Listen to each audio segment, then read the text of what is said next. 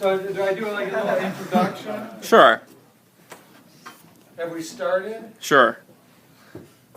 So I'm speaking to this group.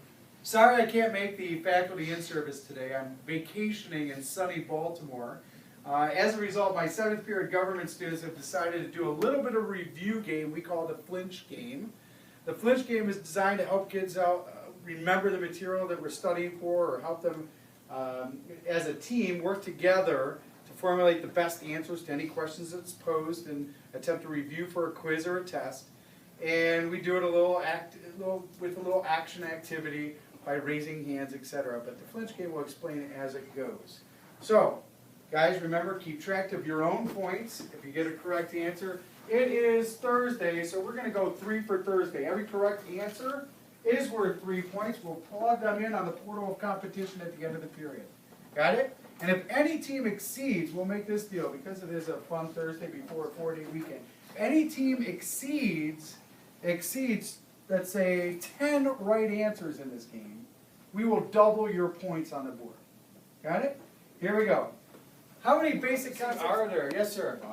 5. In a basic concept of democracy, one of the basic concepts of democracy is a concept that the majority rules, but what must we keep in account at all times? Mr. Lamb. Minorities' voice Yeah, the minority voice, what?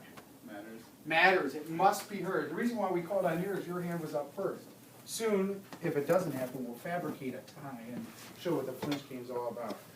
What type of government comes together for either economic or defensive purposes, sometimes both? We had a tie. Imagine that. Table 1 and table 5. Flinch game between the two of you. I couldn't tell who it was. Ready, set? What's the 2 words? Only those 2 words? Are you sure? You understand? Here we go. Hands ugly, up. Hands up. Hands ugly, hands up. First, burn.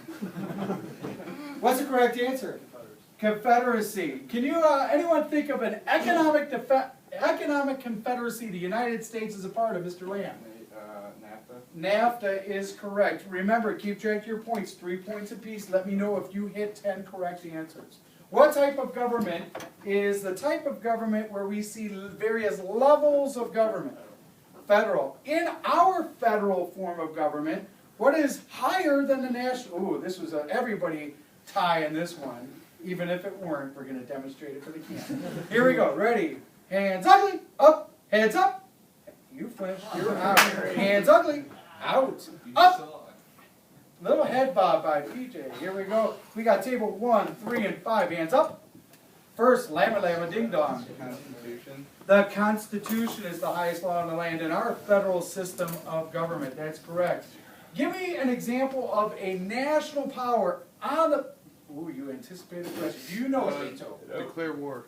Declare war. That's a power on the national level that is exclusive. Because we would not want the state of Ohio to do what? Attack Canada. Attack Canada. No, at no point. What are the 4 characteristics of a state?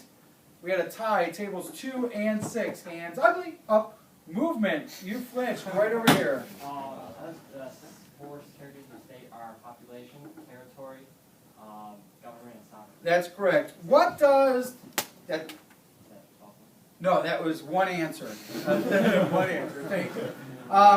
If those are the 4 characteristics of a state, which one of those characteristics, or more than one of those characteristics, does South America lack? Government and sovereignty. Government and sovereignty. What about Florida, the state of Florida? How is that not a state? Sovereignty. I'm sorry, instant replay. Everybody tied. Hands up. 3-way tie across the back. Up. Out, out, winner. Sovereignty is correct. Sovereignty. Which theory by which states come into existence is best associated with totalitarian systems? Force theory is correct. Name 3 types of governments that typically, we flinched early, 3 types of governments that typically use the totalitarian method. 3 types. And we're going to go with a tie, those back 2 tables. Hands up.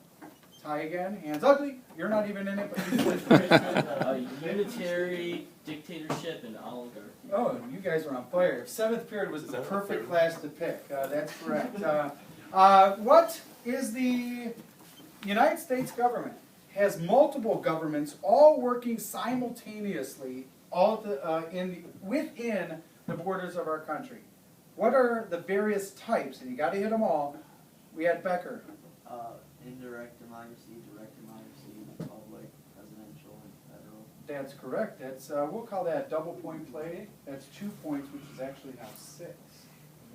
Right?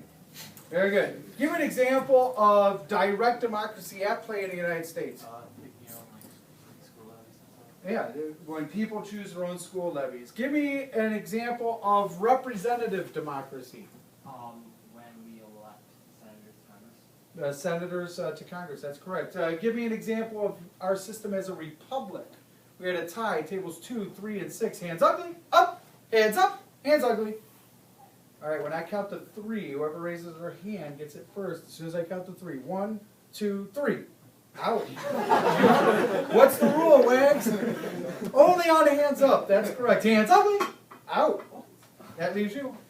The electoral college and the president. That's correct. The Electoral College with the president. Very good. All right. As a result of this, I don't know how long you want me to go.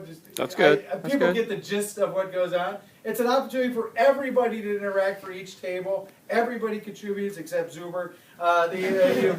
You raise your hand if you know the answer. People contribute. The entire team could gather the information once somebody wins the right to answer. Thank you for this time. While I'm basking in the sun in Baltimore, I hope you have a splendid day on Ignatius's campus. All right, thank you, Mr. Patek. This could Thank you, not have Mr. worked Evans. out better.